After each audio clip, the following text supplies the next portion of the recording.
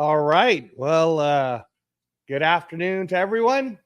As you all can see, I am not Captain Jack. Welcome to the Captain Jack Rackham show on this special April 20th Saturday Boxing World Liver Day Donate Life Edition.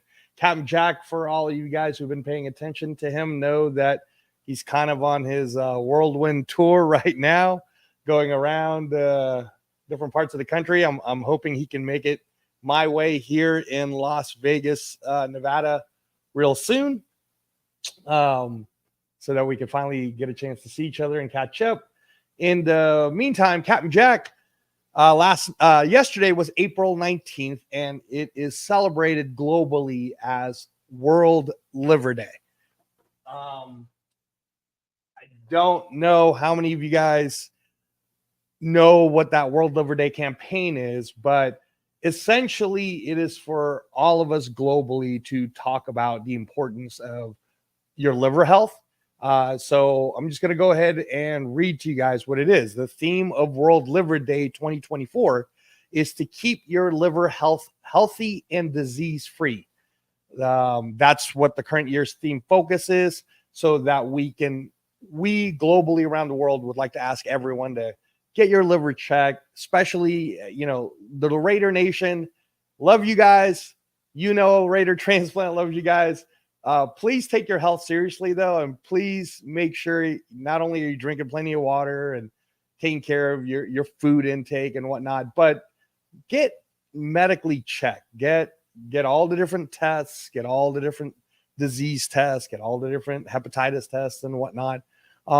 Because again, the importance of World Liver Day is, the increasing number of deaths every year, owing it to liver disease. And it's a lot of it is because of the lack of awareness and the prevention measures, really.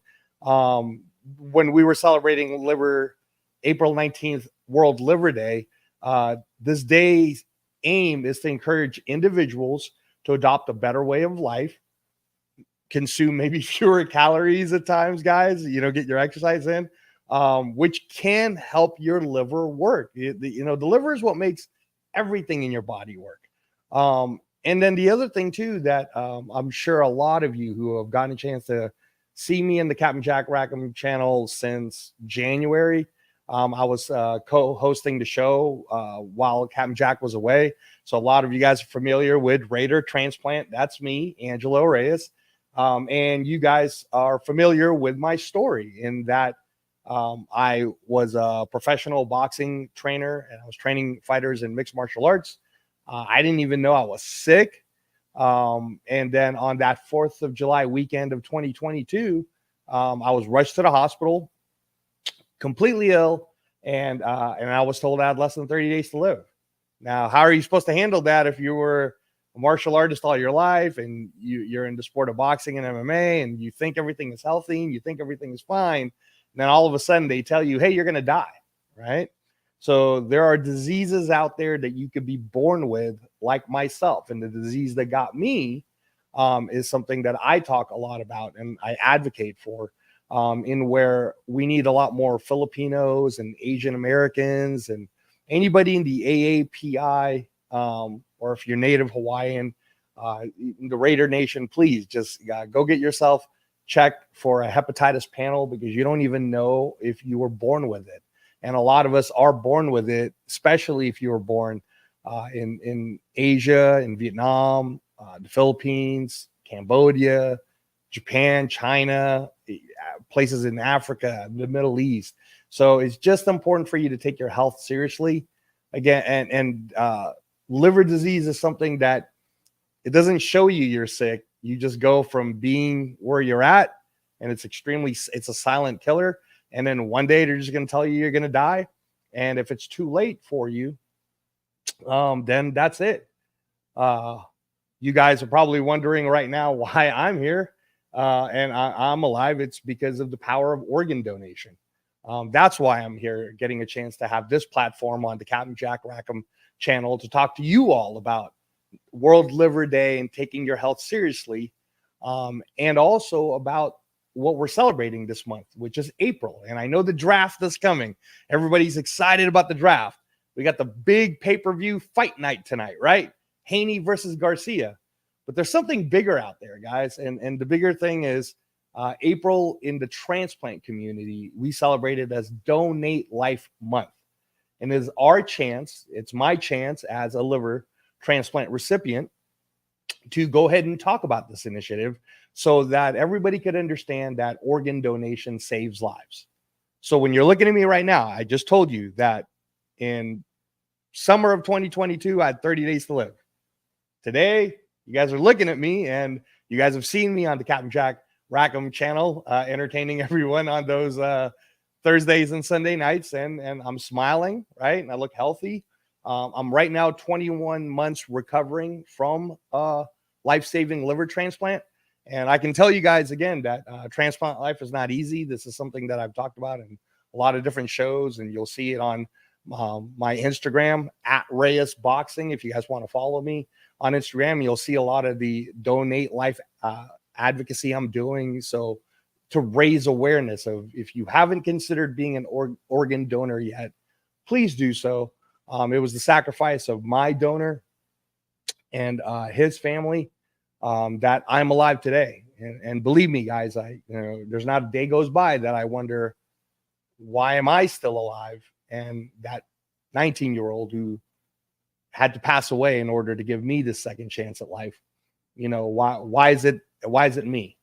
Right? Because I was already supposed to be not around anymore. I was my death day essentially was supposed to be that summer of 2022, and I'm alive today because of the power of organ donation. So I thank you guys from the bottom of my heart. If you at least give it a chance and you at least do some research to know that it's not what all the myths are telling you about organ donation. It's a very safe thing to do. It saves people's lives.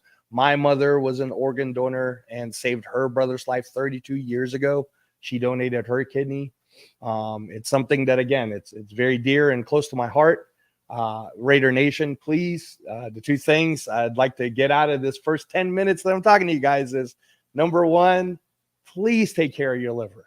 And I'm not just talking about the alcohol consumption either, or all the food that, everybody tends to eat during the tailgates and the games. I'm just talking about get medically checked, because you might not know what type of disease is lingering in your body that is just silent.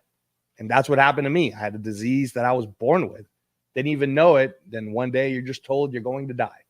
And not everybody is as blessed or as fortunate as me. So please, I'm going to work on seeing if I can get the Las Vegas Raiders to do a free health clinic or a hepatitis screening over the next season. I'm working with it right now with my doctors to see if it's even a possibility that we could do at some point. Because I know that it's annoying sometimes. And in all honesty, if you don't have good insurance, testing could be really expensive. So I'm working on it, guys. I'm working on seeing what Raider Transplant can do to bring Raider Nation some of these free clinics so that you all can get tested and get your liver checked. So I wanted to start the whole show off with that, because as you saw in the title is a special episode talking about World Liver Day. So I want to thank everyone who participated. I want to thank everyone who went ahead and shared my post and liked it on at Reyes Boxing on Instagram. And for all of you transplant patients who are doing your part in donate life advocacy, I appreciate you. For all the organ donors out there, we can't thank you enough. And all the organ procurement organizations out there who's doing all this work to raise awareness. And I want to thank the Hep B Foundation and all the different hepatitis groups out there who's talking about how there are people who were born with it in the 1970s, like me, that are now all dying because they did not know that they were born with this terrible, silent, killing disease. So thank you for listening to that. And again, the beginning of the title of the show is Haney versus Garcia. So Captain Jack, let me go on the channel because for you guys who have been listening and have been paying attention, or if you want to go ahead and read the description on this channel, that is what I did before I had to get a life-saving liver transplant. I was in the world of professional boxing, coaching different fighters. Again, I don't want to talk about the championship level fighters too much. And I also coached in MMA. So kind of wanted to talk about the Haney Garcia and the craziness of the whole buildup to the fight. Before I do that, I want to salute everybody who's here. First of all, for everybody who's here at the chat, I want to thank you so much for seeing this. And if you get to watch this on replay, I want to thank you for taking the time to click view and press like and subscribe to the Captain Jack channel because he provides good content out there for Raider Nation. And again, you guys are probably out there seeing him right now. I think if he's not in Fresno, he might already be closer to Vegas, maybe in Northern California with Jack Kenna. I'm not sure yet. But let's see here. Anthony Estrada. Let's see. All right. Yes, sir. Perfect timing for a big fight tonight. Hey, thanks. Hey, Anthony Estrada, I promise you, with the boxing knowledge that I've been able to be fortunate enough to learn from the likes of Freddie Roach and Roger Mayweather and throughout my career. Again, I don't want to talk about my career too much. That's not what the show is about. But I promise you, you're going to have a fun time. I'm going to take you down a deep rabbit hole of how we should see this fight tonight, because there's a lot of, and I want you guys to chat in too and tell me what you're thinking about what's going to happen in the fight between Devin Haney and Ryan Garcia, right? We had the whole debacle at the weigh-ins. There's a lot of different tweets and stuff going out there. But yeah, no, this is definitely fun. Hey, Jack Kenna, salute my brother. Thank you so much. I saw you on Thursday night with Captain Jack. So I'm sure you guys are going to have a good time when you guys finally get a chance to see each other. I'm hoping that Captain Jack, when he comes down this way, we can get together too. So, all right. Yeah, Kenna's. Yes, sir. Yeah. Okay, good. You're going to get a chance to meet Captain Jack tomorrow. Awesome. That is great. Yep. Yes, sir. Yeah, I know. So, Jack, I think if you're a repeat viewer and if you're not watching this live, it's really important that you guys press those like buttons because it helps the algorithm so that more and more people get to see Captain Jack. And I know you guys know that Captain Jack has his own show with Violator and they do it during the season. But the Captain Jack Rackham channel is a fun channel to go to. And again, Captain Jack's such a great guy that he's willing to allow someone like me to get on his platform to talk to the Raider Nation about getting screened, getting checked, get your health in order, talk about organ donations. So yeah, no, please hit those like buttons. If you like the content that we're going to give you today, please hit those like buttons. Let's see. All right. Talking to Carlos. You guys are talking football. Nice. All right. Let's see here. Okay. What do we got? Okay. Hey, Rafa. Thank you. Thanks for coming in on this special episode. Again, going to be mainly talking about boxing, but let's see. I did have what do I think about trading up for Jane Daniels now that you know what? If he drops Jack, if he drops fall enough, and we've said it in so many different shows here on the Captain Jack Rackham channel that if he falls down that far and we're willing to get him for the Patrick Mahomes deal, that was 2 firsts and a third, I'm in. 2 firsts and a third, and I'm in. That's the Patrick Mahomes deal. Let's see here. Want to make sure I shout out everybody here. Oh, yeah. No. It's boxing, Jack. It's going to be boxing tonight. Yes, sir. Yeah. Let's see. Okay, cool. That's nice. Yeah, sure, Jack. Let me get through my first set. Stay on, and then I'll send it out in a sec because I'm actually expecting some surprise guests today. So, but I want to get through all of the boxing stuff, and you guys might be surprised before I finish talking. I'm going to keep it to an hour. If it goes a little over, it's probably going to be because a special guest comes in that you guys didn't expect. But I promise it won't be longer than 90 minutes because the fights start at 1:30, and I gotta go. I gotta watch the fights too. So Let's see. Let's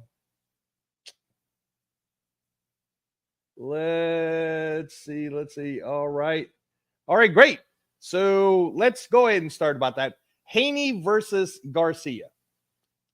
It was built up to be the big fight of this year.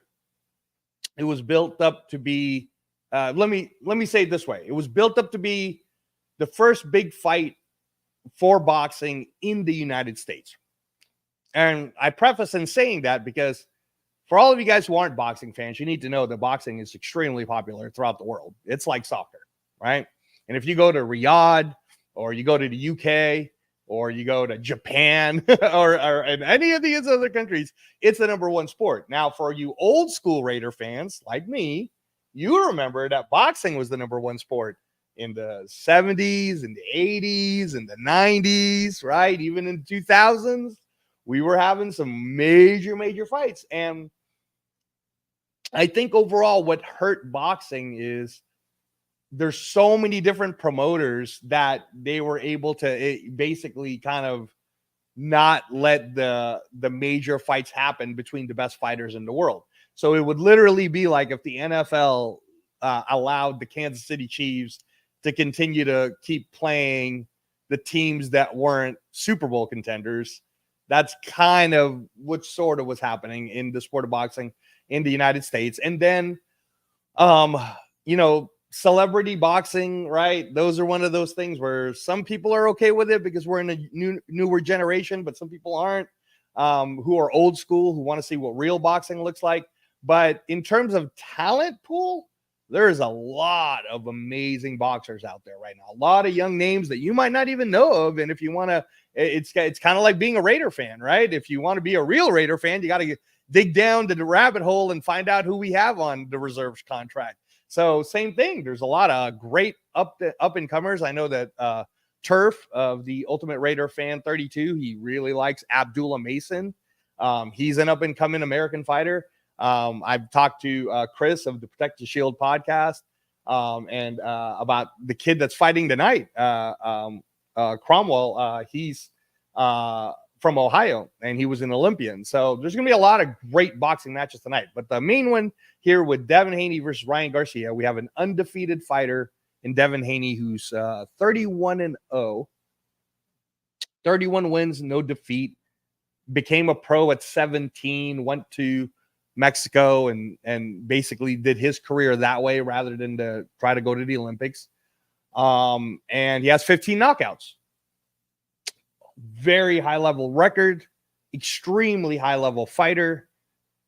If you watch them a lot, he's very technical, almost bionic in the way he does things because he doesn't go out of his game. He sticks to a frame and a plan, and he doesn't let his emotions get in the way of what he's going to do. And I there's no more fight that proves that than his last fight in San Francisco. Sold out crowd at Chase Center. He went back to his father's hometown, place he grew up in as a child, and he went ahead and fought Regis Prograis to win to retain the WBC title it was to win the WBC 140-pound title. It was his first move up in weight. And he handled Prograis extremely well, pretty much pitched the shutout. The one comment that a lot of the boxing insiders will tell you about Devin Haney, or maybe that you've heard, is that in a fight like that, he had 3 chances to actually knock out Prograis. And instead of knocking him out, he was if you watch baseball, the best way I could describe it is Devin Haney is like a Greg Maddux. He's not going to blow you away with a fastball, but his fastball is going to look really fast because all his other pitches are so deceiving that it kind of throws off your timing. And that's the same way. He's not like a Randy Johnson type pitcher where he's going to blow you away with a 102-mile fastball, right? He's going to kind of pick you apart, right? Paint the corners. So it's the same thing. Devin Haney in boxing, he moves, he uses the entire ring. He he really gets in there and just kind of picks you apart, figures you out. He's extremely technical, won't take too many chances. Very defensive at times, I would almost say, right? Where instead of, for example, like you'll see him where he'll use the jab and he'll set up a straight right to the body. And then rather than follow it up with other combinations, he'll do a straight right to the body and pull right out to see what you're going to do. And that's a lot of how his style works. And believe me, man, it's extremely effective. I mean, 31 wins, no defeats, right? I mean, nobody's beaten him yet. There is the controversial Lomachenko fight in where a lot of the fans believe that Lomachenko did beat him. And then in the Jorge Linares fight, he did get hurt. Devin Haney did get hurt by a smaller Linares who carries a lot of power. Very similar to Ryan Garcia. So that's kind of Devin Haney for you. I hope you guys are understanding that I'm painting a picture of this is a champion who deserves to be a champion, a very well-respected fighter. And if he can actually catapult himself and win tonight it has to be an exciting fashion too. It can't be, I don't think the American boxing fans or the American fight fans period or American sports fans period really want to see Devin Haney not be an all action fighter. And one of the things that he did say this week, and his dad's been saying it, so we'll see if it's true or not, because sometimes we know that this is kind of just a ploy, right? But they've been talking about how he's going to stand in the middle and he's going to go toe to toe. That's what Devin Haney says. I don't know, guys. Maybe you should pay the pay-per-view tonight to go watch it. Now, the big draw that we know of, and the one that's getting everyone, I mean, everybody from little girls to moms to, I mean, a lot of people are really going to tune in tonight, is Ryan Garcia. Ryan Garcia is the big, huge social media superstar in where some of his tweets were so controversial that you either like them or you don't like them, but you probably are going to tune in to you're either going to pay the pay-per-view to watch him get knocked out, or you're going to pay the pay-per-view to see him win by knockout. And Ryan Garcia is kind of a very polarizing figure in that sense. But if we're just going to talk about the boxing acumen of someone like Ryan Garcia, he is very good. This is a person who's had 230 amateur fights. I believe he won 215. He's got like 11 national titles. Went into the pros, and he's 24 with one loss. The one loss coming last year to Gervonta Davis. But again, that loss was controversial because he had to drain himself. There was this kind of weird rehydration clause that was happening. And then also, he had a separated rib, and everybody was kind of knew about it, the separated rib. So when he got hit and he didn't get up, that maybe because in his head he didn't want to sustain further injury with the separated rib. But in any case, he definitely didn't feel like he was himself. And the whole lead up to this fight, the whole revamp to this entire fight for Haney versus Garcia tonight on pay-per-view, starts at 5 p.m. But the first preliminary fights is going to be at the Zone YouTube, DAZN. If you guys want to watch it with me, it's going to be at 1:30. I'm going to get off of this before that time, so that we can go ahead and all get a chance to watch some of these great, exciting boxing matches that we're going to see and some of the future names in boxing. That's what we're going to get a chance to see. And like I told you guys, without further ado, I told you I was going to have a special guest on, and here he is. Before I bring him on, look, I told you I didn't want to promise you guys anything, right? And I told you I'm going to keep it under that 90-minute mark. And I spent the first 20 minutes talking to you guys all about World Liver Day. Please, Raider Nation, be an organ donor. Please consider it. More importantly to me, please get yourself checked. Stay healthy. I spent 10 minutes talking to you guys about all the different things that liver health matters. You have to get yourself checked. But this next person, if you're a true Raider fan, you don't need an introduction for a Purdue Hall of Famer. I know he doesn't like it when I say it, but I like to say that he's the greatest defensive player to ever come out of Purdue. I know he's not going to agree with that, but when you watch the tapes and you know that in his freshman year, he goes in there and plays with Drew Brees, and he wins the defensive player of the year that year, I believe. I don't know the exact college awards because I'm not a college guy, but no, this man as a Raider gave us his heart and soul. Never played a down, not going 100%. I've always respected him for that. Always stayed clean the whole way through too. So no cheating involved, which I always appreciate. But more importantly, he's such a great family man. Love his family. Beautiful wife, beautiful kids, and he's such a good father. So want to bring him on today. And we were talking about World Liver Day and organ donation. Here's my dear friend, Hall of Famer Stuart Schweigert. Angelo, hey, thank you so much for the wonderful introduction, man. Yeah, actually just getting back from my son's soccer game. So tell me about this National Liver Day. I guess I had no idea that.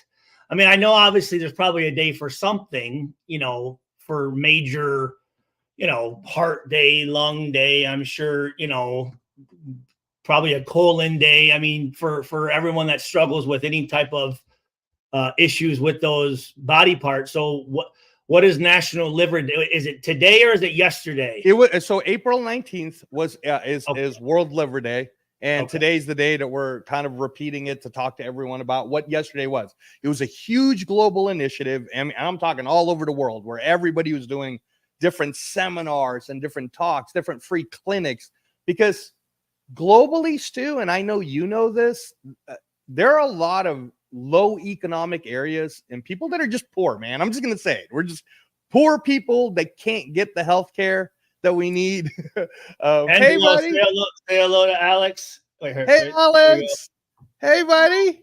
Wow, how was soccer? Did you get a goal? Yeah.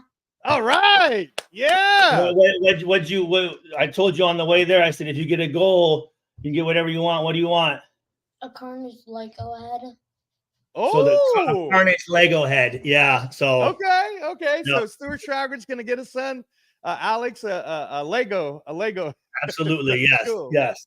That's awesome. Right, That's awesome. Sorry. Again, So go ahead. you guys, he's such a great dad, such a great father. So no, Stu, so I was saying, so what happened with me, Stu, for example, right? So here I am. I'm at high level boxing and MMA, and you know, like I don't like, I don't like to brag about it because people could just Google search it. But you know where I was at in terms of who I was coaching and all the different people. And for me, not to we talked about it in depth. You. Yeah. So I know. But come on, Stu, that's our private friend conversation, right? I know. Okay. I love it. All right. So, but for me to not even know. Like imagine if when you were playing in your second year and you're hitting your stride, and then all of a sudden they tell you, hey man, you're gonna die. Like how does this happen, right? And that's what I mean about the liver diseases that happen in everyone's body. And it could be based now, some of this could be based off of your diet, like fatty liver disease, which could creep up on you, and then all of a sudden you get cirrhosis and it's too late. But a majority of it around the world is because of these silent diseases that you never even got tested for, that you were born with. If you were born anywhere from 1970 to 1983, 84, you might want to go get checked, do a whole liver function, liver panel test. Why is that? Well, for me, so if you're born in Asia, for example, I was born in the Philippines, disease called chronic hepatitis B, which is a very big disease that kills the majority of the people that die because of liver cancer is because of that disease. Hepatitis. How is that transmitted? Is that through? Mine was through natural birth. So they don't know the exact theory as to why the baby boomer generation ended up getting it in their DNA. We don't know, but it was global. Okay. It was a global, it was nothing to do with, how everyone's so up on the vaccinations. It has nothing to do with any type of. Yeah, well, part of it, Stu, in the United States, and there are 30. I want to say there's at least I know of at least a 33-year-old who didn't even know she had it, and when she started working for the Hep B Foundation and she had to do the check, they found out. But I think it wasn't until 19. There's no symptoms. Well, there's no symptoms for this, Stu. So it wasn't until 1989. They call that asymptomatic, right? Or no? Yeah, like for me, man, my on that 2022 May 31st, I'm celebrating my son's high school graduation. First week of June, all that really happened was I was kind of tired. But by the end of that month, dude, I was in the bed, 100 and almost 103 fever. I was shaking. They had to rush me to the hospital. And then I didn't even know. Like, you just don't, like, there's not really signs that you know. And that's what that article that I sent you, that HRSA.gov, if you guys want to look it up, that's the Health Resource and Service Administration that the government does. HRSA.gov. My story's in there, and I kind of explain what happened with me. Right? And in a normal, I'm assuming in a normal yearly physical, they check your liver. And I wish enzymes or what is it? What are they? What is it? I wish I could tell you. It depends on the doctor that you have. And for example, in Nevada, I can't speak too highly of the doctors as a whole here, because we don't have a lot of it. And the ones that we do have are so overworked that they're just kind of rushing you through like a drive-through. Yeah. Right. And then the administration messes up paperwork. So in all honesty, if I'm speaking for it from my standpoint, Stu, you yourself, Stu, for your kids, for your wife, you guys probably have to specifically ask them to check. Yes. You have to specifically say, hey, have you checked my liver function? Since we're doing a blood work anyways. Since you're going to draw my blood, I know for certain when I was with the Raiders, I liked Indocin, the anti-inflammatory, and that required about every 3 to 6 months where they would do a liver. I don't know what they do, but they would, because it's hard on your liver. So, and I didn't take a lot of it, but they would. I do remember them saying that they would specifically check the liver again. I don't. Yes. No. And Stu, here's the other thing too, my friend. You're in a contact sport when you were playing football. So, we don't know what other players had.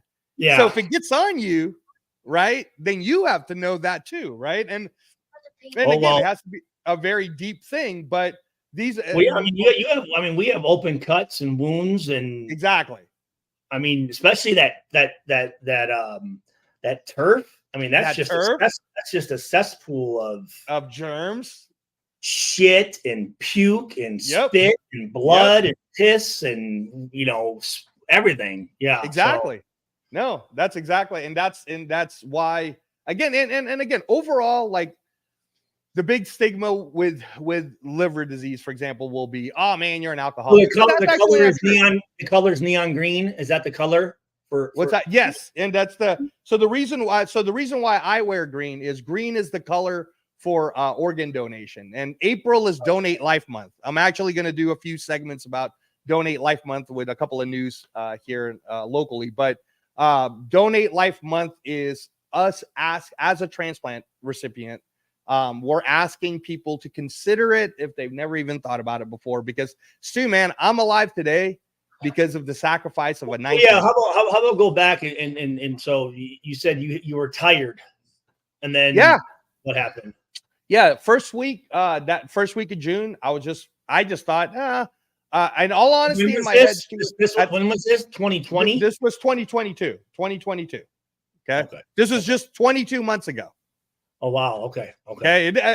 I know I look good like this sometimes too, but I'm only still recovering right now, man. My entire body, if you've seen the pictures too, my entire body is cut in half. I have no core muscle at all. All I can do for activity, bro, is walk, right? And I'd be walking really slow if you and I were together. Almost like a C-section, somewhat, or no, it's big. No, it's worse. Stu, they cut you in half, brother.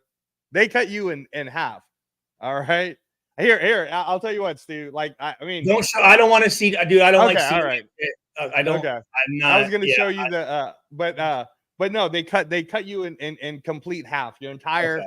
They cut through your entire core muscles. They essentially, just think about it this way, Stu. For a liver transplant operation, and hopefully they go through the front, though. They go through the front. They basically cut you, the mark that I have looks like a Mercedes sign.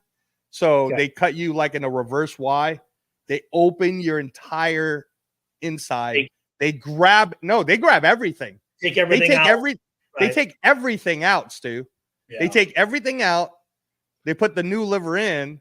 They put everything back in. They close you up. Oh, wait. So, okay. All right. We're ahead of ourselves here. So 2020, you're tired. Okay. Yeah. So 2020, super tired. And in all honesty, at the time, I was thinking my wife had just battled cancer and had finished her chemotherapy and her radiation treatments. So I thought, well, that was a big battle, right? So I thought maybe that's why I'm tired. Shortly before that, like literally a month before she was diagnosed with cancer, my son just had his 10th heart operation because he was born with only half a heart, right? So I've had to deal with, at the time, he was only he's and 20 now. I have to ask this, but automatically when you think liver, you think of alcoholic. Right. But that's why we're trying to educate everyone that that's not the number one reason. But I'm saying you don't drink though, right? Or do you? No. Right? Yeah. No. Okay. Right. Not even back in the fighting days and in the training people days. You can't. I mean, I didn't. It's just something that you don't do because you want to perform it at a very high level. Absolutely. Yeah. Okay. All right. So, yeah. All right. So anyway, your wife's chemo. You're now okay. Yeah. My son was going through so I had to raise a son who was born without his right ventricle of his heart. So he literally is living like Alex right now. Like when my son was that age, sometimes he would turn blue, man. Like, just because it's just one of these things. So, but you deal with it as a father. You're a good father. Yeah, you deal with it. So there's an awful lot of stress that comes with that, as you know, going all the way through, right?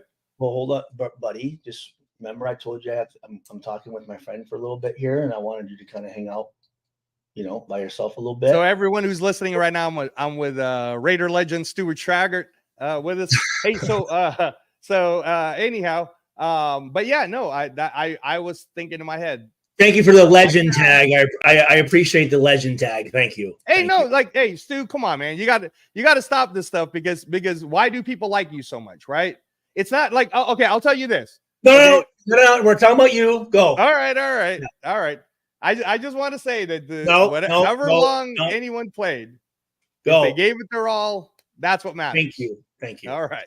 So anyways, so for myself, I honestly just thought this is probably me stressing out because my son's about to go off to college and I'm freaking out about the fact that I'm not going to be able to no issues with like blood and urine or nothing. I guess that's kidneys, right? Or bladder, I guess. That yeah. Well, no, I mean, the thing too is, and this, you have a tough guy mentality like me too, especially from back in the day. And, when as it got closer to the end of the month, as I was feeling more and more tired, I had this weird thinking in my head where I was like, I could probably take care of this. I'll just detoxify, or I'll drink a ton of water. I'll do a fucking bunch of cinnamon and shit, like vinegar and all this stuff. Yeah, apple cider. Yeah, apple cider. Like, man, you just home remedy it because what are we used to, Stu? We're sit in the sauna or something, right? Yeah, exactly, right? You tough it out. You're thinking, man, it's probably something I'm just going to get through. I'll be fine.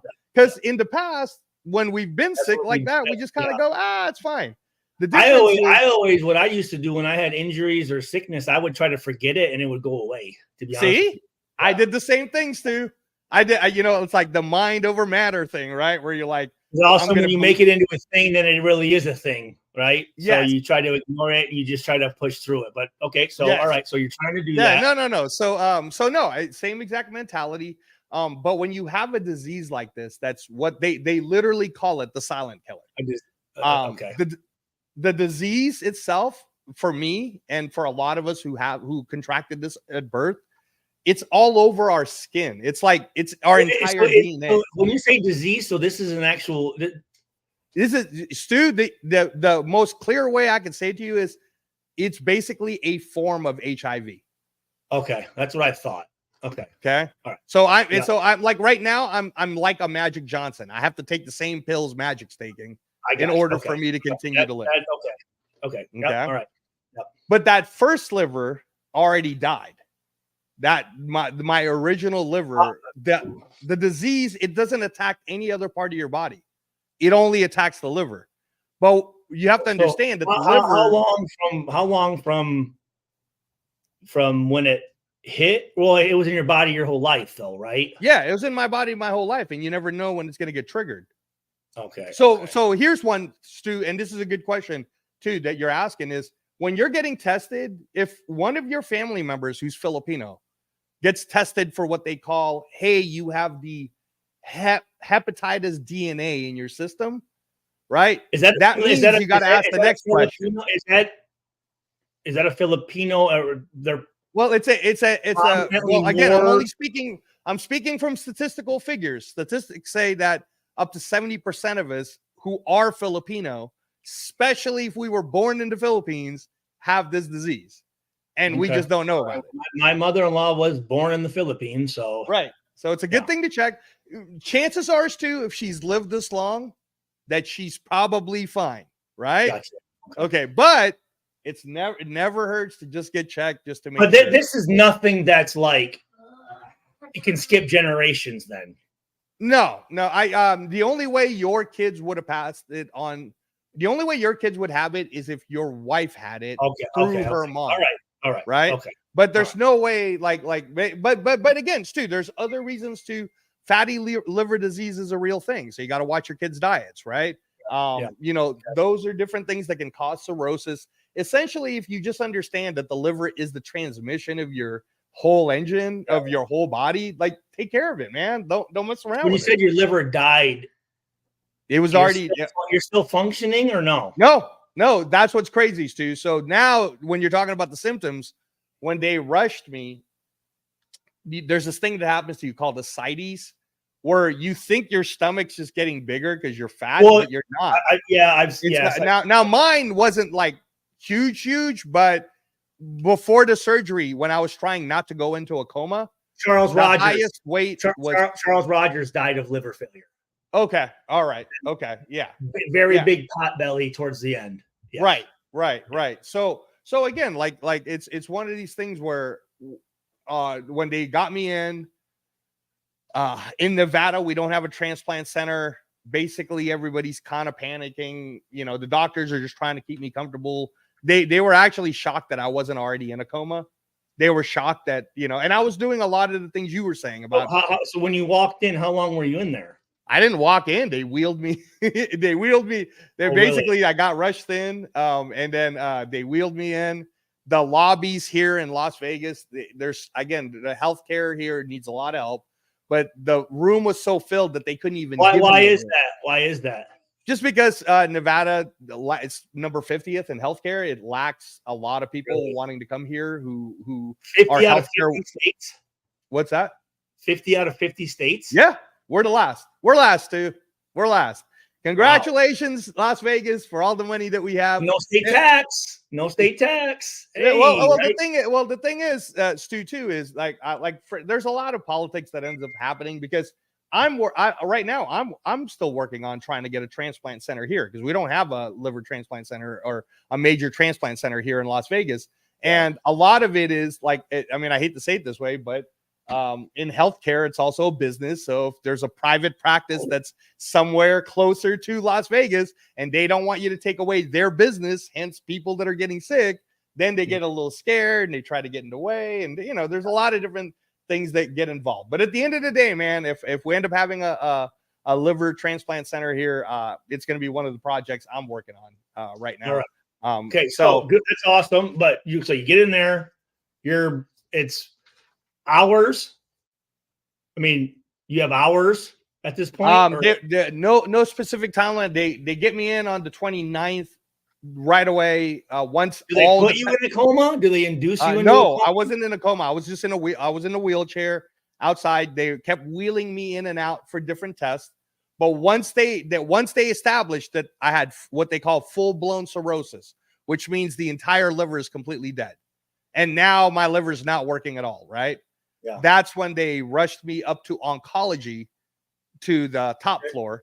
And essentially they're like, we're just, the words, Stu, we're just keeping you as comfortable as we can until we can go pain management. Right. Much. Until we can go find a place that can take you on as a transplant recipient. And the problem with this, Stu, is so they don't in that hospital, it's not like a liver sent to it. They have to find a place for you to go. Dude, they had to send me to another hospital in another state to go because where'd you go?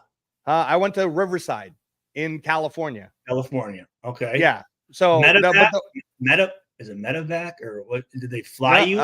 So they were trying to helicopter. So here's a story for you, Stu.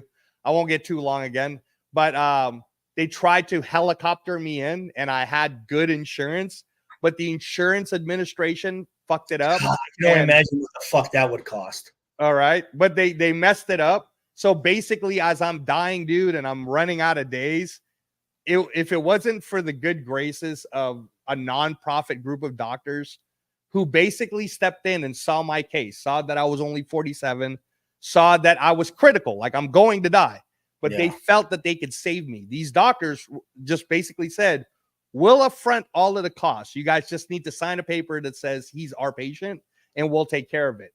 So the minute they grabbed me on July 8th. And then I went to from Las Vegas. I got transported to Riverside Community Hospital. And that's where this group of doctors, Stu, at the time, they just started their 5th liver transplant facility. And I was their 3rd liver transplant patient. Oh, yeah, buddy. So okay, again, it's remember, hold on. Okay. Yeah. Remember. Okay. It's but really I gotta say this though, regardless of the doctors, where's the liver coming from? So that's what I was telling you before, is when we were talking about organ donation, that's what I carry heavy with me every day, Stu. A 19-year-old kid died. Like that day? During the week of when I got transferred, it was a 19. I don't know his name because all I can do is read the medical report. Live organs, how long can they live outside of the body? That part, it depends on the organ, but the liver doesn't have a very long life expectancy to it. It's got to go right away. So when you read my medical report, it literally shows you that as soon as the 19-year-old had passed, they went right to going to me. It was that close. Like you could see it. Like it showed on my medical report, it showed as I was dying. How often does this thing, I mean, this seems like something that's very now. How often does that happen where it's not planned transplant? That I don't know, because I mean, for me, when I was, I've got to assume people know, like, hey, my liver's fucked. I'm in here. I need. That's a good question. And they're waiting, and they're probably. So, for example, for anyone who wants to know those type of details, you guys can go to housemedicine.com. Housemedicine.com gives you all this information. But if you're someone who you feel like you're going to need a transplant at some point, that's a good group to go to and start applying and asking, could I somehow? There's different centers in America, Stu. There's one in Louisiana. There's one in Arizona. There's one in Northern California, one in Southern California. But you have to understand that there's not enough organs for people who are on the waiting list. Yeah. So Stu, if you're dying, right? You're dying, and someone can advocate for you, right? And you could somehow get on someone's list. Like you can go to Purdue, and then Purdue goes, hey, we can save Stuart Schweigert, right? Maybe we could send him to Louisiana. Boom, you go to Louisiana. Like that's how it works, but it has to work fast because you have to understand, like you're dying. So it's not one of these things where you're sitting at home chilling. Now there are cases, Stu, where that happens to people, right? And then they have to go through the whole waiting list process, and that's a different thing that I can't speak to because that's not what happened to me. Okay, all right. So who was the donor? That I don't know, because they will not tell you, because you have to understand it this way, Stu. Okay. There's a rule to it. It's so UNOS is the governing body of the federal government, and they keep everybody's privacy safe, right? Remember, it's okay. Would you care where it came from? Of course I do. I care about it every day. I wrote. If you read the article that I sent you, that HRSA.gov dissent, I talk about how I'm not even at a point yet where I'm ready to write a letter, because every time I try to write that letter, dude, I just break down. because I don't know what to say. I don't know where are you going to send it though? Where do you send it? You send it to the organization that I know, or you send it to your doctors, and then they send it to that organization, and then if you're lucky enough, you might find out if your donors. They may reach out to you and say thank you. No, they might not, Stu. They might not even read it. They might not read it because I want you to look at it this way. Okay, look at it from your standpoint. And I hate doing these type of things because it puts people in an awkward position. But if it was Alex and Alex just passed away, and someone asked you, would you be willing to go ahead and help 8 other lives with Alex? Right now, you have to. I feel like I would want to go meet those people. Of course you would, but during the time when it's happening, during your grieving process. During the time that you're still dealing with the fact that you just lost your little boy. Yeah, I mean, those are the sensitive times. Like, at what point, Stu, if your son Alex saved my life, at what point would you think in your head, would you like for me to approach you? How long is your grieving process going to be? Are you going to be okay to hear from me in a year? Are you going to be okay to hear from me in 2 years?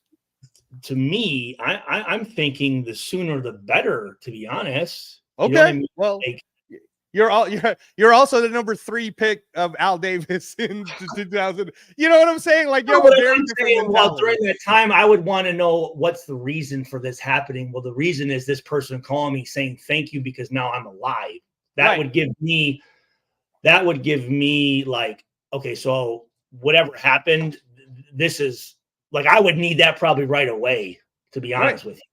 Right. No. And again, but you have to understand it because everything is private too, Stu. There's a lot that goes into it. Like, well, no, I mean, absolutely. I mean, absolutely. Like, what if, for example, and again, you know me, man, I never like to get into politics or race or anything like that. But what if the family member that you had that passed away, who wished to be an organ donor, and one organ donor can save up to 8 lives? You know, the heart, the liver, the kidneys, the lungs, right? Like, they can save up to 8 lives. You now, right? Eyes, you can do eyes. Yeah, you could even do tissue, bone. You could say like you can enhance other people's lives, but in terms of saving people's lives, like heart, liver, kidney, like you could save up to 8 people's lives, right? Yeah. Okay. So imagine this. So your family member, let's say it was your mom, she became a donor. And your mom had this wish, but let's just say that particular family that it went to maybe isn't a family that you agree with, whether it's politically or whatever. Well, you see what I'm saying? I could see how that could. Okay, so this is what I mean. It's like remember the Hippocratic oath. Yeah, the Hippocratic oath some problems to where Exactly, Stu. Stu, remember that the Hippocratic oath in America or the Hippocratic oath around the world is supposed to be someone's dying, you have to go save their life. Period. End of story. Yeah. No reasons for why or who, or it's just that's your job. You're a doctor, you got to go save their life, right? Well, let me ask you this. So what is it, just blood type, or is there anything else that goes into? There's a lot. There's Stu, that would take us like another 2 hours to be covering. There's a lot that goes into it. Like, not only do you need someone to pass away in that time period, but you need them to pass away with very specific. It has to be specific. Like, for example, it's not like your liver might not be matched for me because something will go wrong. How much does your race fit into it? That I don't know the answer to statistically, but what I'll tell you is black, white, Filipino, Hispanic, none of that. Yeah, really... okay. So all I can do is give you personal experiences. My mother donated her kidney to her little brother when he was dying 32 years ago. She gave him the kidney. He lived for 32 years, no problem, no rejection. He just died last year, and it had nothing to do with the kidney. It was because of other reasons. Sorry to hear he passed away. Sorry. Yeah, thank you, sir. Thank you. So again, that's a personal story. I'm on anti-rejection medication, and a lot of us transplant patients are on anti-rejection medication. So what is that? Don't know. We don't know when it's going to reject, Stu. We don't know. That's why you have to be on anti-rejection medication all your life. What is anti-reject medication? What it is, Stu, is that if you need an organ transplant, like let's say you needed a kidney, it's not your kidney, so your entire body attacks it like it's a foreign object. It's constantly trying to kill it. It's constantly trying to reject it. Medicine stops the antibodies from attacking it or something? So anti-rejection medicine tricks your body into believing that is a part of the problem is, Stu, and here's the problem. When you take these anti-rejection medicines, the side effects are so high. Like, for example, bro, before they lowered my medication, like in my first year and a half, again, I'm only at 21 months as of this week, Stu. I just hit 21 months on Monday. Well, yeah. Right? What is the first month? Like, listen to this, Stu. In the first year and a half for me, I couldn't type because my hands would be shaking all the time. Like, it'd just be shaking. Like I had Parkinson's, dude. Like, it would just and I wouldn't even know. Like, I could be just drinking my water, and then all of a sudden it'll just be like. And that's from the medication to make that's sure. That's from the medication, right? Here's one that I'm dealing with right now. Even though they've lowered my medication, no matter what I do, even if I keep my diet clean, even if I'm exercising or whatever. I mean, when I say exercising, Stu, not like your level. I'm talking about walking, man. Like if I can walk 2 miles, bro, that's what I do. I walk with dumbbells like this, dude. I'm the guy in the fucking while I'm walking. I can't even pick up dumbbells, Stu. I can't even do that. So, but if I'm just keeping up a regular routine, no matter what I do, I can still become type 2 diabetic because of the medication that I'm taking. Okay. And now I'm going to have to deal with another disease on top of having this chronic illness. Now, here's a big one for you, Stu. Here's a big one that transplant patients deal with all the time. And this is why I tell you all the time, my brother, like you and I, sometimes we can hit each other on a rhythm where I'm still feeling pretty energetic and you're feeling energetic. We could talk till 4 a.m, right? You know what? This side note, I was going to say that I'm glad that me and you are talking because it's hard for me to keep up with you on your messaging, dude. That's the only, Stu. That's the only way for me to connect, bro. Because I'm isolated. I know, but what I was going to say is, but I was just saying how much energy that you have and how much motivation that you have to continue to communicate and all that stuff. And I'm not the best with it because, with the family and stuff, but I was going to say I'm trying to keep up with you. So can I tell you why, Stu? And I talked about this on the HRSA.gov article. I'm assuming cocaine. No, bro. When you die, and I honestly was in that point where I was saying my goodbyes and I knew I was going to die. I knew I was going to die. We talked about this. You get the second chance at life, Stu. Yeah. Every interaction I have, every conversation I have, to me, it's like the last conversation.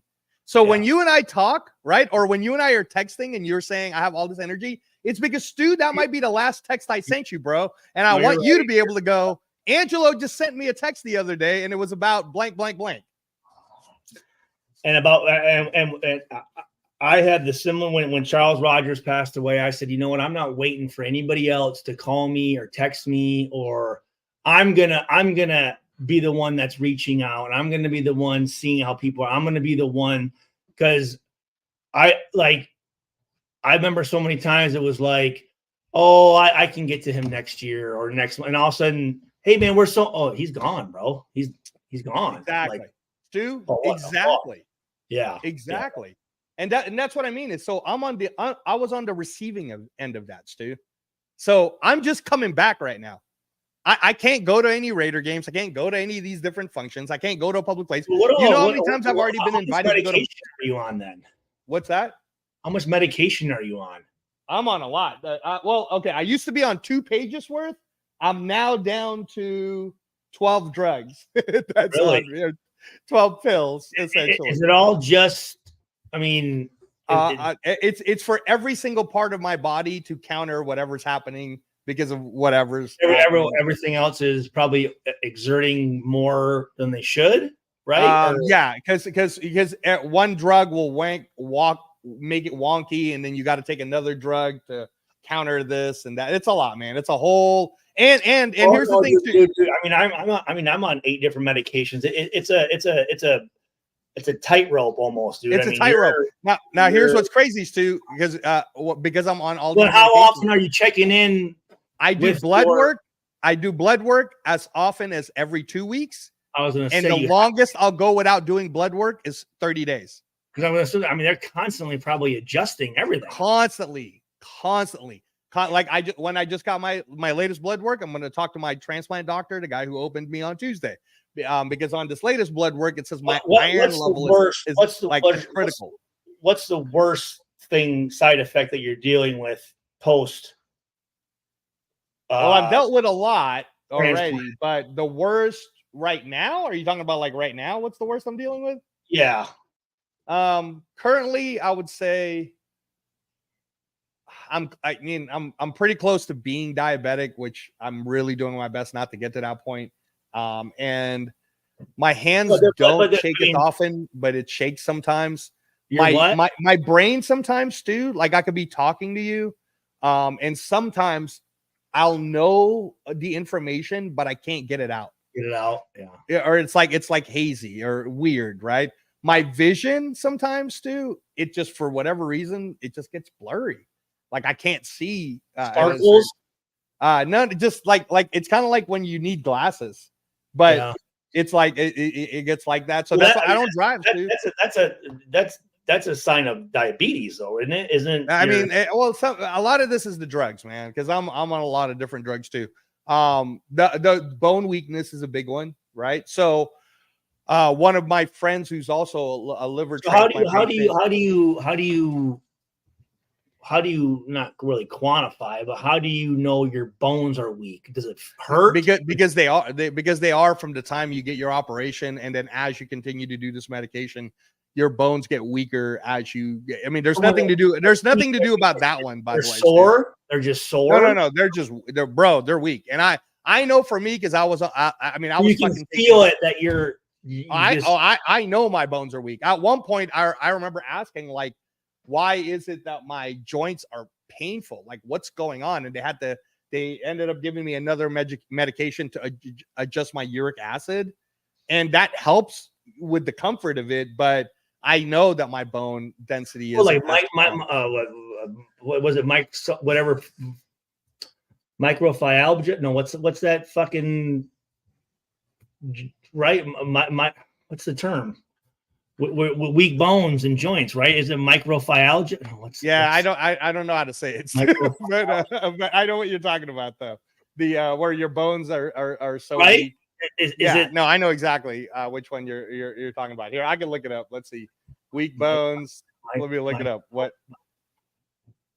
I forgot what the medical term for weak bones are. Sorry, everybody who's there's osteoporosis. I know that. Yeah, it's right.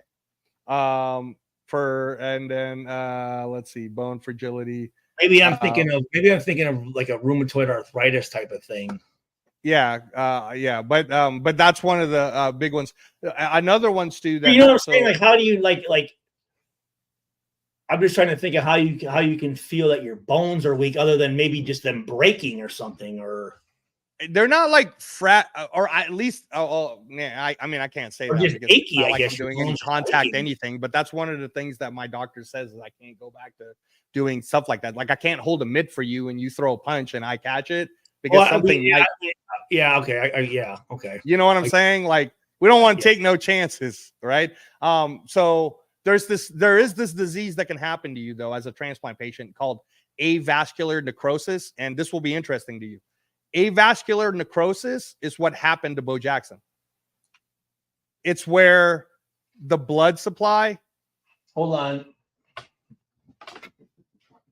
Stuart Schweigert just getting some. So if you guys are listening to the Captain Jack Rackham channel right now, I'm just grabbing my pen so I can. What is it? You can write it down. Yeah.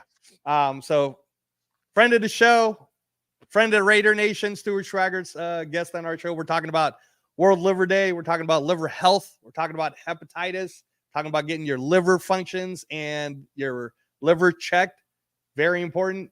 Health period. Yeah. Your health period. So avascular necrosis is something that can happen to you as a transplant, Stu. Avascular necrosis is what happened to Bo Jackson when the Cincinnati guy tackled him and his hip came out of joint socket and the blood flow wasn't going into his bone area of the hip anymore, and he needed a hip replacement. Stu, that happens to transplant. That just happened to one of my friends. But before his first year, before he hit his year mark, they told him, they said, hey, we're really sorry. There's not enough blood flow going into your hips. You're going to need a hip replacement at some point. But if you just want to deal with the pain for now. I know blood flows everything to heal anything. Right. And the blood flow happened, Stu, not because of the sickness, it's because of the medicine. Oh. So that's what I'm saying is so one of the terms that you'll hear transplant people say is all these medicines that we're taking is also slowly killing us, Stu. That's kind of the balance, right? I know that you have to look at and go, are the condition that I'm treating is the condition that I have. How do I say it? Is what I'm treating worse than the side effects of the medicine that's treating me for the condition? I guess you could say. And that's a great statement to make, Stu, because for me, you know what made me want to fight hard to come back and be here in this world is all the people that you know how you want to, when you're alive and you haven't hit that death period yet, you want to be able to think that you were such a good person that people actually love you, right? But when you're nearing death's door, Stu, wait, you actually see. I thought just the person with the biggest houses and most cars and money. when that means everything, doesn't it? No. I'll tell you, Stu, man. You look at your beautiful kids right now, right? And you look at your wife, dude. The most important thing is that you have. When you're dying, that's not what's important. No, I'm just saying. You'd be surprised at how most people don't think about it until the time comes. And when the time came, Stu, I'm sure you're very much like this too, where you have this warrior mentality, right? Where when it was my time, when it was happening, I was already saying to myself, like, in 47 years, I was able to accomplish all these amazing things. In 47 years, I was able to raise this beautiful son who only had half a heart. I've had amazing relationships. My wife loves me. My mother loves me so much that my single mom who sacrificed her entire life to give us a better chance at it, right? I mean, and in Philippines, poor, is not regular poor, man. All right. So my mom who sacrificed to get us in America to have this better life. Yeah. All right. Yeah. Okay. Yeah. So, and she was there, Stu, at 70 years old, my mom was by my bedside, wouldn't leave it at all. Right. Like when you're that loved, how blessed are you? How lucky are you? So if it was your time to die, how lucky were you that you were that loved? Right. So when you realize it, you know who you fight for to continue to live on in this world. And for all of you guys who are listening to this, who are maybe dealing with mental health, I just want you to think about it this way. The people that love you is who you fight for. Yeah. Because maybe you're not fighting for you. Maybe you're fighting for them. So because they love you so much, they want you to be here. So that's the fight. So when you ask that question, like, well, this medication you're taking is slowly killing you. So, like sometimes is it worth it? It's 100% worth it to have an hour with you, Stu. An extra minute was, okay. Stu, I'm having a great conversation with you right now. We haven't even talked sports yet. Well, I hope we don't, to be honest with you. Well, I have to talk about the fight a little bit. I promise that. Well, everybody, you said 90 minutes coming up. I think on 90. Is it 90 minutes? I will only have 40 minutes left. Hour and 20, right? Isn't that 90 minutes? An hour and 20. I'm at an hour and 11 on my side, so I got. So you have 9 minutes. Yeah. You have. But if we could transition to it right now, Stu, I kind of wanted to show this tape real quick, and I was about to talk about Ryan Garcia. First of all, Stu, are you familiar with these two guys at all, Devin Haney or Ryan Garcia? Not by name. Okay, all right. Yeah. But is this a fight that you think you'd be interested in watching? Well, I mean, what do you? So I'll give you the details on it. I was talking about earlier before you came on. I said I was explaining to the group who's listening that Devin Haney's 31-0, undefeated. He's one of the up and coming champions, and this is the fight that's going to crown him as possibly one of the pound for pound good fighters right now, right? 31-0 with 15 knockouts. Okay. Ryan And Garcia, though. This is in what? This is at 140 pounds. This in is boxing. Yes. Straight boxing. Straight boxing. Okay. And this is the high level stuff that we've talked about before in private. Okay. This is the high level boxing I'm talking about, right? So Devin Haney. Forgive me, it popped in my head, and with my memory, I have to ask it because I'm going to forget about it. I want your opinion on somebody that my buddy that was over today showed me as maybe one of the best fighters ever, and I want your opinion on it. And I got to say the guy is pretty fucking tough, but give me 1 second here. Let me just. Yeah, no problem. So as you're looking for it, Stu, so then to everybody who's still listening right now at the Captain Jack Rackham channel with Stuart, Schweigert, and Angelo, Reyes, Raider transplant to all of you who know me on this channel. Ryan Garcia, who is 24 wins with 20 knockouts, has over 230 amateur fights, 11 national championships. I mean, this kid is an amazing talent, and he only lost last year one time. And there was a whole lot of caveats to why he lost, as I was explaining to you guys about 15 minutes ago. Separated rib, rehydration clause. Now, this week, you guys saw the weigh-ins yesterday, and the weigh-ins was crazy. I mean, first of all, Ryan Garcia weighed in at 143 pounds, which was over the limit, and he didn't care about it at all. He was willing to give an extra $1.5 million to Devin Haney for missing the 3 pounds, because you have to hit 140-pound weight limit. Devin Haney looked fantastic. You guys who are avid boxing fans know that tonight, as they're rehydrating, they're going to at least be 155 pounds. Fedor Emelianenko. Oh, yeah, Fedor Emelianenko. He's the best heavyweight ever. Stu, it's funny you asked me that. Stu, listen to this. Tell your friend. He's a bad motherfucker. What makes him so... Stu, tell your friend the next time you see him, not only do I know he's a bad motherfucker, in 2018, I was the guy coaching against him. Okay. The big fight that I was training Frank Mir to fight Fedor. Okay. Actually, my buddy brought up the Frank Mir fight. Yeah. So you can tell your buddy that I was training Frank Mir. Okay. Anyway, okay. So, all right, so came up we can talk about that in private, though, Stu. That's fine. So, and again, not to. Yeah, forgive me. So anyway, so where were we at? Yeah, go ahead. So anyways, so this Ryan Garcia Devin Haney fight, it was supposed to be at 140-pound weight class. The craziness of this is Ryan Garcia is so popular. He's so popular in the social media space. He does all these crazy things. Like, this guy's like, if you think Jake Paul's popular, Ryan Garcia is probably 10 times more popular. Is the Jake Paul thing all just fucking? Is this all bullshit? The whole thing. Yeah, okay. That, you know what, Stu? Let me get on your podcast one time. Okay, and then we can talk about that, and we could really break it down. All right. But yeah, this big fight for tonight. It's deemed as it's the reason why it's important to a lot of us who is in the boxing world is this is the fight that's either going to make Stuart Schweigert and his kids pay attention to boxing or not.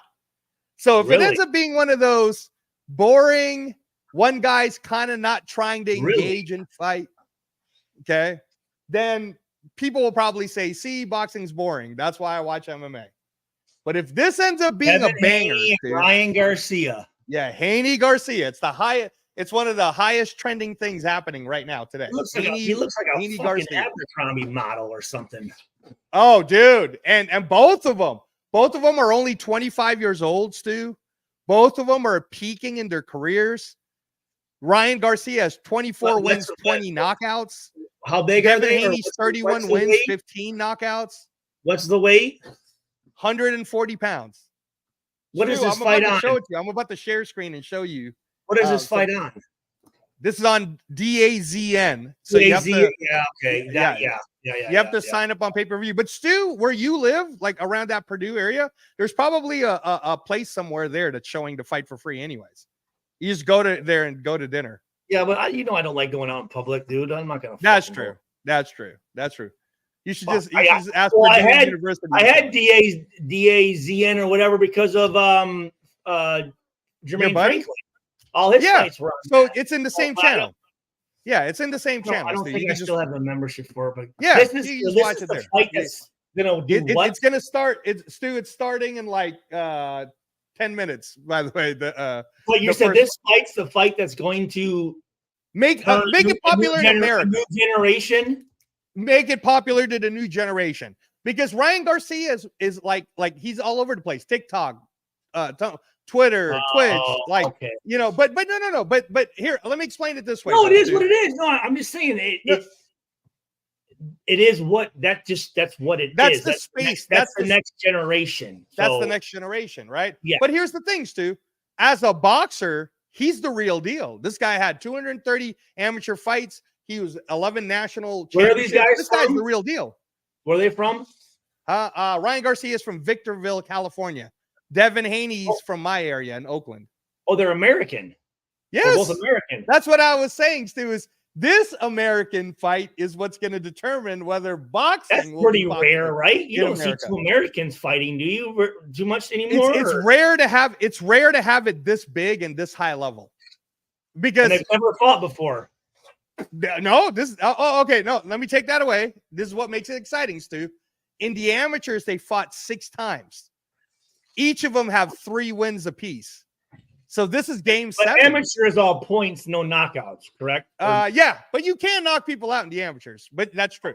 It's different, right? But it's kind of like saying this. It's kind of like saying they had a rivalry in college, and now they're getting the chance to play in the pros for the first time. But when they're going to match tonight, it's for the championship or it's for the whole enchilada. Essentially, if Ryan Garcia wins, dude, he's your next Oscar de la Hoya. Well, that fight's not going to be on for another 7 hours. You know that, right? No, there's other fights that you know me. Okay. I have to watch. There's no way that fight's going to be starting in fucking 5 minutes. No. The first fight's starting in 10. I'll be able to see it right now while I'm talking to you on television, anyways. Well, no. So, like you said, you got actually a minute and a half here, dude. So, all right, what do you got? No. So you have a minute and a half, and I'm leaving because I don't want to fuck your shit up, dude. No. Stu, I'm okay. So I'm looking at my clock, and I got another 20 minutes on my clock. So it's all good. I not to go over. Oh, you're talking about my 90-minute mark. You're right. Yeah. Well, we talked a lot about the whole hepatitis thing. So I want to. So this is what I want to get to the viewers so that they can see it. There was this crazy thing that happened yesterday, and a lot of people think that Ryan Garcia isn't taking the fight seriously because he was drinking a beer while he was on the scale. And he went overweight. So instead of making 140 pounds, that was all just clickbait, wasn't it? Or that's what I've been saying, Stu. I think that Ryan Garcia actually knows exactly what he's doing. Yeah, and he was willing, because what he had to do, Stu, is he had to give an extra $1.5 million to Devin Haney for going over the weight. Well, let me ask you this: what beer did he drink? It didn't say it was. He said it, so we didn't see the bottle. But Ryan Garcia, they asked him how much whatever that beer. He goes, "I was drinking a cold beer." I'm saying, I wonder how much whatever that beer company was paid him to do that. True. Too. Maybe they paid him $1.5 million. Right? Like who knows? Right? Maybe they're the ones paying. Think about it. I mean, boxers invented promotion, right? I mean, exactly. See, you get it, Stu. You get it. Yeah. But here's the thing: is if you look. Oh, and also too, he's fucking with the other guy. Like that guy's. It's all fucking head games, man. Like head games. Fucking be what the. And he's gonna. Oh, this dude. Wait. Then he's gonna be thinking, is he taking this fight serious, or is he fucking with me? Is he? And that's all you're doing when you just plant a little bit of that fucking. Just to fuck up the dude's pregame, whatever it is, the night before or whatever, dude. That's just I've never believed in that shit. I don't like it's. You know what I mean? That never flustered me, but it fucks people up. You know what I mean? Dude. Yeah. Really I was never. I never liked mind games. You know what I mean? I didn't like that shit. It's part of the fight sports, though, Stu. Well, I mean, yeah. When it's mano a mano, I mean. And well, you have to go all the way back to Duran versus Leonard. Duran-Leonard won in the 80s. Duran-Leonard won. Fucking Roberto Duran was messing with Sugar Ray Leonard's wife. See that. So that I mean that's See, that fuck. I don't give a fuck what you're doing. You don't fuck with some dudes. and that threw Sugar Ray Leonard off. But, I mean, if that's what you want to do, and you think that that's going to give you the edge, I think it's bullshit. But I mean, I'm sure probably. Dude, it's people who can get under other people's skin and throw you off your game. Like, think about it. When you were playing, right? And you were safety, I know when I ran got track, in your head. Well, I know when I ran track, I would, hey man, hey, good luck today, man. You know, hey, how you do? Hey, I saw your race last week, man. You're doing really like shit, dude. Like, right. You're fucking going good. You know what I'm saying? Like, and like I would do the friendly thing. You know what I'm saying? We're like, right. They would start to, okay, what is this? Let me see. What is this? No, so I want to show it to you, Stu. So this is what I was trying to show the viewers so that they could see it for themselves. That this kid. Slavic beauty seeking romance. Is that what we're looking at here? Or? Stop it. Oh, okay. I'm trying to educate the fans here in boxing.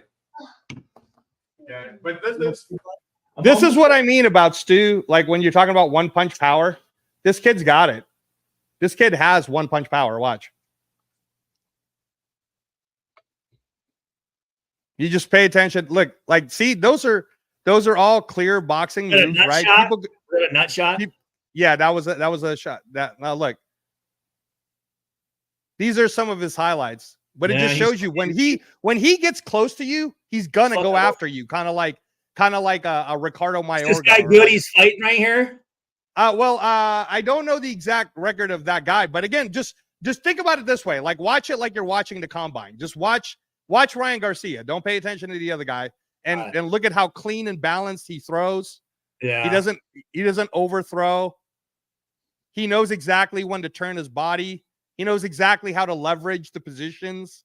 Well, just so you know, whatever you're saying right now, I'm just going to go, yeah, but I don't. That's too insightful for me, so I'm just going to go, yeah. No, I got it. I get it. Well, come on, Stu. You've at least athletically trained with some. Well, I know, but I can't agree with you on all that shit. I can say, yeah, I see that he's that, but yeah, you went in depth there, dude. But yeah, right. No, that's funny. No. But, what about the other guy? Huh? The other dude. This is the other guy here. Another one. No, the other guy he's fighting though. Oh, you want to see that guy? Okay, give me a second. Yeah. Okay, I'll give you one on that one too. Okay, so this is him using a shoulder roll technique. Now, again, Mayweather was the best at that defensive tactic, but here's him trying it out. But look at how powerful. Even when you try to cover up, even when you try to put your hands up to cover, he hits you so hard that he can move your entire body. And you're just born with this explosion. That's explosive, bro. The way he's throwing, those fucking punches at 140 pounds, at 135 pounds, those feel like heavyweight punches. They're hitting pretty hard, huh? I mean, even like you can't. That's why everybody tries to grab you, because they're panicking. They're just panicking once you start throwing. His reach looks pretty long, and right? His reach is really long too. Yeah, that's what I thought. Yeah, this is, and they're equally the same. So the difference, Stu, is one guy is a power puncher. This kid, 24, Ryan Garcia, 24 wins with 20 knockouts. The other guy is a technical boxer.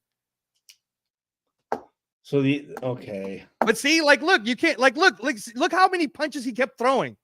He never even stops. So when you say technical boxers, the other guy just going to try to win? The other guy is now okay, now I'm going to compare it. Okay, so here. Just win in the 10th by see, point? Look at how the Ryan Garcia is a pure attacker. There you go. He attacks. Like, that's what he does. That's why people like him. That's why people like watching him, because he's not trying to mess around. He's trying. Look at what he does to this guy, Stu. Watch this. I think this is a one-punch knockout right here. He's fighting the Filipino kid on this one. See, look at that. The guy tried to block it. Oh. He tried to block it, Stu, and see, that's real power, Stu. My Filipino guy. It's real. Yeah, it's real power. He knows how to time it on the inside. This is like This is like you know how to like when to hit the guy exactly. You know when to hit him. Well, He knows. He can see it. See, look. He's timing this guy for a left hook. What you just said, he can see it. So much is vision, dude. And some guys are just they don't see it. Look, watch this. He's timing this guy for a left hook. Watch. He's setting him up right now. Look. See? Yeah. So what? Now see how every time the guy dips down, he's trying to catch him with a hook. Yeah, he's timing him up. Okay, watch this, dude. You're gonna like this one. I like his gloves.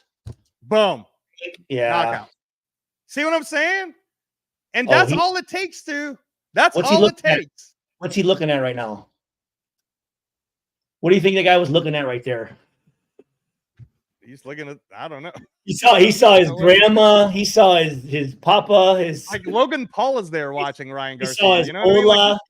look at that timing, Stu. Look at how clean that timing is. So like I said, man, this kid's the real deal. I want to show it to everyone so that if you get a chance to watch this on the you gotta give the other dude. You gotta show the other dude real quick, and then I'm gonna show that guy. So I'm gonna show that guy next. All right. Let me click on it. Let me prepare it. Hey, do you fuck with the? I've tried to connect with the guy, the Filipino MMA dude. That's a huge Raiders fan. Still don't know a Filipino guy that's a Raiders fan, Stu. No? Well, he says he's from Hawaii, but he's Filipino. Man, I'm pretty sure MMA, I would know. MMA guy. I mean, if he was like, maybe he's is he Samoan? Maybe I don't know. He's from Hawaii. He claims Hawaiian, but I'm telling you, he's Filipino. Filipino? Yeah. Okay. All right. Well, here I'm going to show you. Let me stop that one. Let me show you the other one. Okay. So the other kid I was telling you is very technical, Stu, and you might not necessarily like his style, but it is so. I don't like Floyd Mayweather fights. If this is what you're getting at. Well, no. It's not even that. But I mean, let me put it to you this way: the reason why he has 15 knockouts, no disrespect against Floyd Mayweather because he's a very, of course, Floyd Mayweather was the GOAT, man. But I'm just saying, everybody wants to see the power punch knockout. Yes, everybody wants to. So this guy that I'm about to show you, Devin Haney, 31 wins, 15 knockouts. He is the WBC champion right now. He's where Sugar Ray Leonard was at this point of his career, right? Basically, the way he fights is when he hurts his opponent, he doesn't want to put him away. So that's what I mean about how he's very technical. He's going to stick to a game plan. He's not going to try to go for an interception. He's just going to cover the guy. Like why not? Because he's scared if he goes for it, he might get out of his game. And I don't know that he's scared more than. I wouldn't say scared. I'm not saying scared, but I know what you mean. But I think it's just his style, Stu. I think that it's just kind of his thing. Like I'm gonna enlarge it so Alex can see it too. But I think this is just his thing. Like this is the way he likes to perform certain. Yeah. Let me see. That should be big enough for you guys. Yeah, that should be big enough for you both. All right. So watch this, Stu. Okay. He's in the. He's the black guy. Okay. In the white. Okay. Devin Haney. So you'll see, like, he's very technical, Stu. Who's picked to win? Tonight's 50-50, but the betting odds, if you bet on Ryan Garcia, your $100 turns into $600 if you bet on Ryan Garcia. Bet on him just to win? Just to win, or is that a knockout? Or just to win. That's how crazy it is, Stu. They think that Ryan Garcia is so crazy that he might not even. Where's this fight at? It's in Barclays Center in New York. Is that Madison Square Garden? No, it's in Brooklyn. It's close to it. Oh, where the Nets play, right? Yeah, where the Nets play. Okay. But look, see how he does kind of like that. Yeah. Shoulder. So, but by the way, Stu, just so that you know, for us boxing people, that's technical brilliance right there. That's very hard to do. I know. But this is what I mean about it's like me loving a 3-0 football game. Exactly. That's exactly what it's like, Stu. Yeah. That's exactly what it's like. Yeah. So his skill set is that. And that's what I mean is it's not that I don't think he could knock someone out. It's that his style is he just doesn't want to. He just breaks people down. Because look, that's how he throws. Look, he's got the ability to knock someone out. Yeah. He does have the ability to do it. And he has been promising that he's going to stand in the middle tonight. So if he stands in the middle tonight, what is their size comparison? They're the same. On fight night tonight, they're probably going to both weigh about 155 pounds. And what are their records? Devin Haney's 31-0 with 15 knockouts. Ryan Garcia is 24-1 with 20 knockouts. What were the one losses? Were they? It was no. The one loss to Ryan Garcia was last year. They asked him to go down to a weight that he couldn't make. He did it anyways, and then he was attacking the guy, and then he got knocked out. Or he didn't even get knocked out. The fight stopped because he had a separated rib. That's what it was. Gotcha. So he didn't get like knocked out cold or anything like that. So they're both still peaking. Their bodies are fresh. Nobody's like damaged. Well, listen, brother. Hey, thank you so much for letting me come on. You need to go and watch your shit, bro. Yeah. Right, Yeah, buddy. no, Stu, hey, let me do the proper goodbyes so that everybody can say goodbye to you on everything. So no, Stu, no, thank you, man. Thanks for spending all that time too. We're talking about life. Do this, Alex. Do this though. Call me when the fights are done. Let me know what happens. Yeah, no, absolutely, Stu. Absolutely. And thanks, Alex, for coming on. Actually, you know what? I'll probably we're gonna play. I got him. We got the Lego Jurassic Park game. We're gonna play that for a little bit, but okay. I'll probably end up buying. I'll probably end up buying the fight. When do you think it'll be on for real? Like those two guys. 5 o'clock. Oh, the main event? Well, you got to watch the other ones. Stu, trust me, you're gonna appreciate watching the 5 o'clock on. If you're gonna pay for it anyway, start watching it at 5. I'm sorry, I don't mean 5 your time. 8. It's 8 o'clock your time, Stu. 8 o'clock. Oh, okay. Thank you. My bad. 5 is in 20 minutes here. Yeah, my bad. My bad. No fucking way. No, it's Stu, listen. Stu, okay, go to that the makes zone. More sense. Stu, if you go to the zone, if you go to DAZN on YouTube right now, the fights are free. These first set of fights are free. Okay. You don't have to pay for the pay-per-view until 8 o'clock tonight.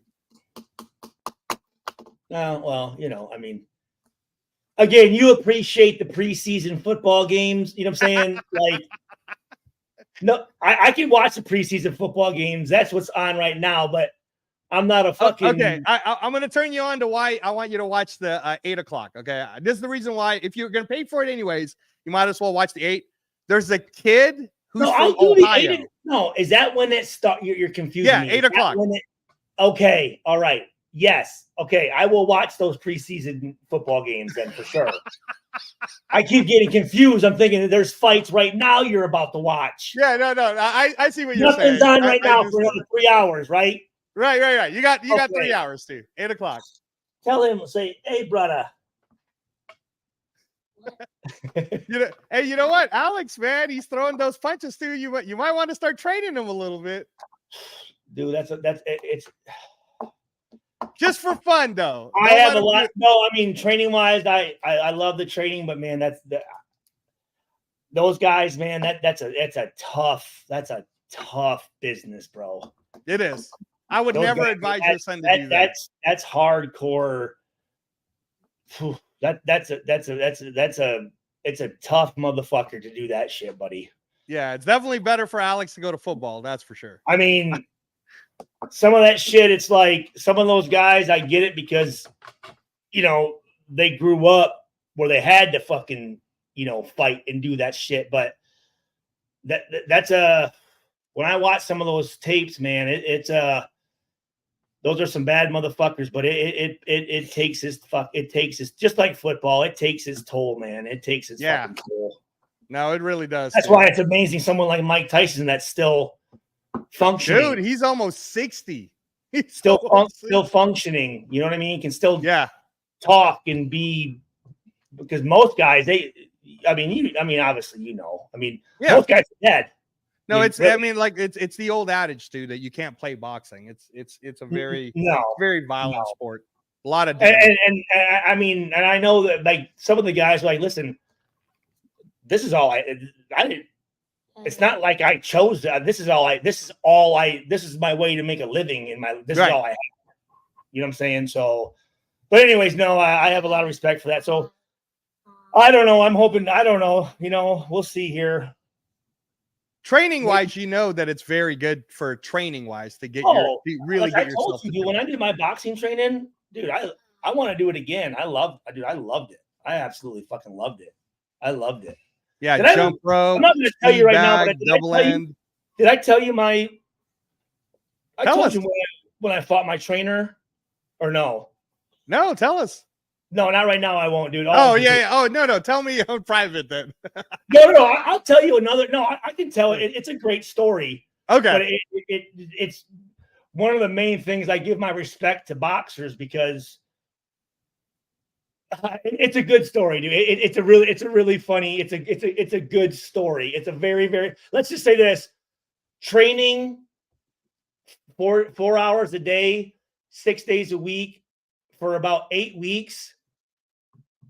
And all day long, bags, heavy bags, double hang bags, running, sparring, but then 3 1-minute rounds. I was crazy, done. Right, Stu? Stu, from your perspective, because you were at the highest level of NFL, bro, against my little Golden Gloves Hispanic fucking trainer that was about 5'7". Bro, it's a great story, but yeah, dude, we should do it on your podcast too. We should talk about it on your podcast. We will. Okay. All right, man. Hey, I'm getting out of here. You fuck. All right, brother. Love you, man. Hey, bye, Alex. Bye, Alex. Bye. And I'll let you know if I get those fights, which I probably will. Cool. All right, brother. Love you. Yeah, we'll be texting. Thanks, Stu. There you go, guys. Hall of Famer, Purdue legend, Stuart Schweigert, number 3 overall, third round pick for the Raiders, one of the last people that Al Davis picked out himself. Joined us today for this special boxing episode. Again, I want to use the platform, guys, to all of you guys who are listening, and Stu was very helpful with it, or we just want to talk about life and World Liver Day, organ donation, how my life was saved because of that, and that's why I get to talk to you guys about all these different fun things with the Raiders and boxing. We broke down Haney versus Garcia a little bit, showed you some of the tape. Hopefully Captain Jack doesn't get popped for me showing it. And the only other last thing I want to say to you guys is for you, Matt, if you're still on right now, if you're a really deep boxing fan, because of all the craziness that happened and Ryan Garcia, Stu's right. You guys heard Stu. Like, he thinks it's all a gimmick. I think it's all gimmick too, because it doesn't look like Ryan Garcia is out of shape. If anything, he looks like he filled out really well. And I'm not saying he necessarily will have an advantage in terms of weight because he was 3 pounds over. I'll probably say that he probably has an advantage in terms of hydrating back faster. I don't know if he'll necessarily be bigger than Devin Haney, because if Devin Haney's in shape, he'll probably come in at about 155, 160, probably 155 pounds. Although Cotto used to be able to go from 140 to close to 160. So it's possible Devin Haney could do the same. When you're in really good shape, though, you only really gain about an extra 11 pounds. So yeah, Matt, I didn't know who he was talking about either. Like, I didn't know who that was either. I have no idea. I don't think it's him, but maybe I don't know, man. Sorry, bro. I'm busy doing transplant recovery, so I don't know who that would be. So anyhow, though, the one last thing I want to show you guys that I wanted to try to fit in, and I promise I just want to show this fight. If you're a real deep boxing fan, and this is probably going to be for the folks like Jack Kenna and some of the old school, it kind of reminds me of when Vernon Forrest was the welterweight champion of the world. He had just beaten back-to-back fights with Shane Mosley, who had just beaten De La Hoya, and Vernon Forrest was on top of the world, kind of like Devin Haney. And Vernon Forrest and Devin Haney is a little bit similar in some ways. He ended up fighting a guy by the name of Ricardo Mayorga. And I don't know if you guys remember, Don King promoted him, Nicaragua, kind of crazy, would smoke a cigarette in the ring.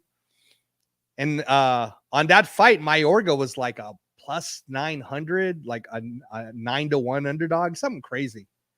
Well, just so that you guys can see, and this is what I want to bring up, I think that the fight tonight, if you pay for it on the Zone pay-per-view, Haney versus Garcia, I think that you might actually see a fight that looks like Ricardo Mayorga versus Vernon Forrest 1. And that's a very short fight. So I am going to go ahead and let you guys just see what happened on that before I get out of here. Here it is right here.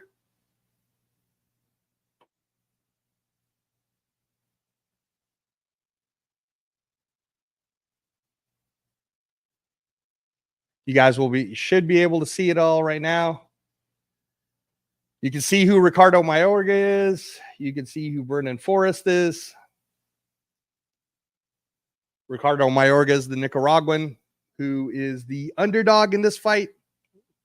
You see Vernon Forrest. This doesn't last very long. So I feel like this fight's going to end up about this action-packed. If Devin Haney truly is going to go toe-to-toe, like he says, if he's really going to go for it and he wants to go toe-to-toe, see how Vernon Forrest should be boxing him back. But here's Vernon Forrest. He's trying to keep that distance. And you see how Mayorga's throwing those big power looping style punches. And at the time, that's kind of, he was known for that, like kind of like a surprising type power when he hit you. And Ryan Garcia's got even more of that, got even more popped in his gloves, got even more explosion in his gloves. So, as you're checking it out, I mean, this is just insane. And then when I want to fast forward it for you guys, because then you start to see, see, it's kind of getting in Vernon Forrest's head a little bit. See how Mayorga just kind of keeps attacking him no matter what, right? Vernon Forrest is trying to establish that distance, trying to establish that boxing, right? And he's just going out. See, look at that big left hook, just wide, loopy, but just attacking constantly. See, knocked him down right there. That was in the first round. Vernon Forrest gets knocked down in the first round, completely changes his game plan at this point. Instead of, again, and this is where I think the difference is Devin Haney is disciplined enough that I would think that he'll stick to his game plan, but you never know. Him and his dad keep talking about how they're going to go down the middle and they're going to stay in the middle of the ring. They're going to knock out Ryan Garcia, but look at what Vernon Forrest, when he tried to do that, look at how Mayorga was able to bully him. And I do think Ryan Garcia might actually be stronger. So I don't know if that's the correct game plan for Devin Haney. And then essentially I'll get you guys here and you can see the cadence of the fight happening. So I will now fast forward it for you to get to the last sequences of what happens here. This is essentially, so remember, Ricardo Mayorga was 9-1 underdog, I believe, at this time. Vernon Forrest is on top of the world. I think he was even pound for pound because he had beaten Shane Mosley back-to-back at this time. But look what Mayorga does to him. And this kid, that right there, look at that right hand. And everybody, even I've heard a lot of the other different boxers saying that Ryan Garcia might actually clip Devin Haney with the right hand, not the left hook. There you go. The fight's over. And that's how it all ended. Vernon Forrest loses the title. Ricardo Mayorga becomes the champion. And very possible that that's what's going to happen tonight on Haney versus Garcia. I got a bunch of Shield Squad and a bunch of people in the Raider Nation has been asking, well, what do you think? Again, all I care about is what's good for the sport of boxing. And I think what's going to be good for the sport of boxing is if we see these guys really do go toe-to-toe. If it ends up being too technical and where the the viewing pan, the paying fans end up seeing a technical fight that they can't really understand what's going on, then I don't think that'll be good for boxing in America at all. But if this ends up being a banger, like they're promising, if it ends up being like that, then plus 600 going against Ryan Garcia. I don't know, man. 6-1. It's a little too much. I think it should be closer to 50-50 in my opinion. So let's see what happens. I hope you guys enjoyed the show. Please press those like buttons. Please subscribe. I want to thank Captain Jack for allowing me this time with Stuart Schweigert to get a chance to talk about World Liver Day and talk about organ donation and how important that is. April is Donate Life Month, so please, everyone, consider organ donation in your lives. Please get your health checked. Please get your liver checked. Thank you, everybody. Thank you to all the people who showed up. Edward, Matt, thank you guys. I appreciate everybody here. Wish you guys all a very good weekend and have fun watching Haney versus Garcia tonight on the Zone pay-per-view.